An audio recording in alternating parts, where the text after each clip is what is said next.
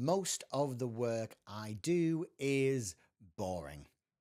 Let's make this sentence more interesting. Let's take that word most. Well, we can use a noun here instead.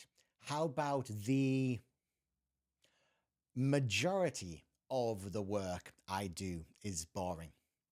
Now, majority is a word that we can emphasize with this word. Beginning with V, we often use it to talk about things like space or oceans. And this is vast. The vast majority of the work I do is boring. Okay, let's do an idiom here. And this idiom includes an animal in it. An animal that a lot of people think is quite scary. And this is a lion.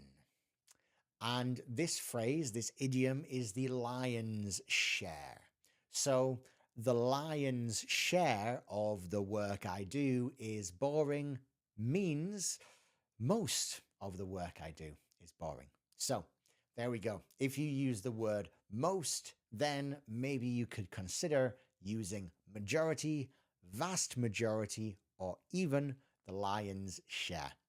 Follow me for more English vocabulary and grammar that you can use at work.